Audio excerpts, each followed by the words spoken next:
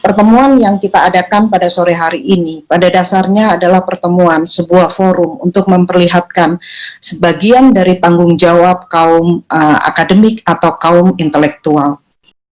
Oleh karena itu, izinkan saya pada sore hari ini mewakili teman-teman yang sudah menandatangani pernyataan sikap untuk membacakan di hadapan para guru besar yang saya hormati, para doktor, kemudian juga saudara-saudara mahasiswa, ataupun juga peserta webinar yang lainnya.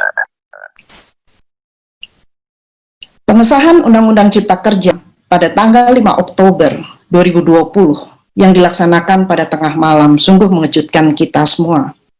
Sebuah pekerjaan politik yang dilakukan pada waktu tengah malam seringkali berdekatan dengan penyimpangan. Tetapi juga pengesahan pada tengah malam menjungkir balikan perspektif publik terhadap gambaran kinerja DPR dan pemerintah terhadap pembentukan peraturan atau pembentukan undang-undang. Biasanya DPR dan pemerintah lamban dalam membuat undang-undang. Bahkan undang-undang yang jelas-jelas dibutuhkan oleh rakyat malah ditunda pembahasannya. Kenapa Undang-Undang Cipta Kerja yang prosedur dan materi muatannya sebagaimana tadi telah disampaikan banyak bermasalah harus terburu-buru disahkan, bahkan sampai menyita waktu istirahat para anggota dewan dan menteri-menteri yang terhormat. Begitu banyak telaah ilmiah yang mengkritik kehadiran Undang-Undang Cipta Kerja, tapi pembuat undang-undang bergeming. Lalu dianggap apa sesungguhnya partisipasi publik yang harus diadakan menurut pasal 96 Undang-Undang Nomor 12 Tahun 2011, Yunto Undang-Undang Nomor 15 Tahun 2019 tentang pembentukan peraturan perundang-undangan. Apakah memang tidak ingin mendengar suara kami, suara rakyat, sebagai pemegang kedaulatan di negeri ini? Untuk siapa sebetulnya Undang-Undang Cipta Kerja ini jika rakyat tidak didengarkan? Padahal undang-undang itu adalah cara rakyat untuk menentukan bagaimana cara negara diatur dan bagaimana cara negara diselenggarakan. Undang-Undang Cipta Kerja ini sebagaimana tadi sudah disampaikan bahkan seringkali melanggar nilai-nilai konstitusi yang ada dalam Undang-Undang Dasar 1945. Contohnya, pasal 18 ayat 5 Undang-Undang Dasar 1945 menyatakan, pemerintah daerah dijalankan dengan otonomi seluas-luasnya, kecuali terhadap kewenangan yang ditentukan sebagai kewenangan pusat. Ternyata, Undang-Undang Cipta Kerja ini banyak sekali menarik semua kewenangan ke pusat dengan ratusan peraturan pemerintah yang menjadi turunan undang-undang ini. Peran pemerintah daerah dengan demikian seakan-akan dikerdilkan.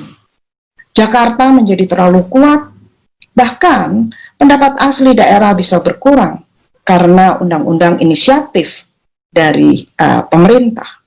Hak-hak buruh pun, sebagaimana kita lihat kemarin demonstrasi terjadi besar-besaran, seakan-akan diambil alih dengan menyerahkan melalui peraturan perusahaan.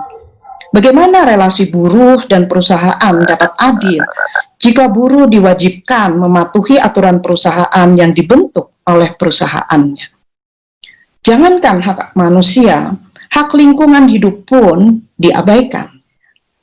Pak Presiden, Bapak Menteri, para anggota DPR yang terhormat, serta semua tim yang terlibat di dalam pembentukan Undang-Undang Cipta Kerja.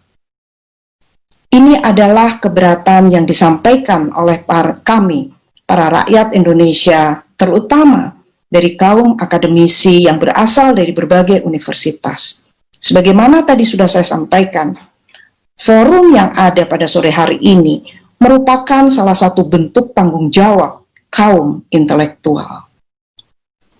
Kami berharap agar bapak-bapak, ibu-ibu yang terhormat, serta saudara-saudara yang lainnya yang terlibat di dalam pembentukan Undang-Undang Cipta Kerja ini dengan sungguh-sungguh mendengarkan suara keberatan kami.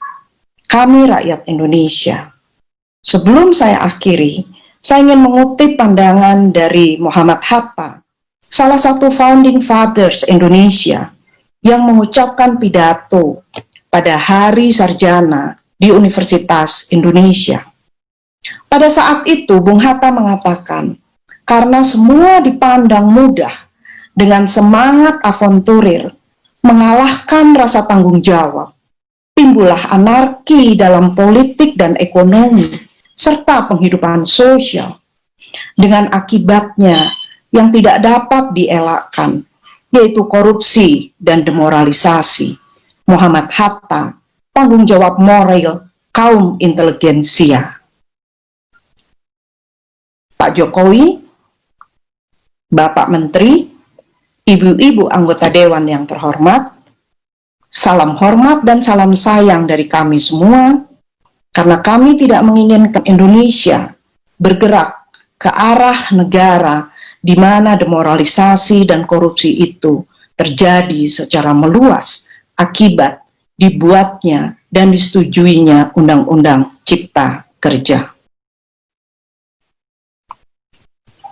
Para guru besar, perwakilan dosen, perwakilan dekan dari berbagai universitas. Wassalamualaikum warahmatullahi wabarakatuh.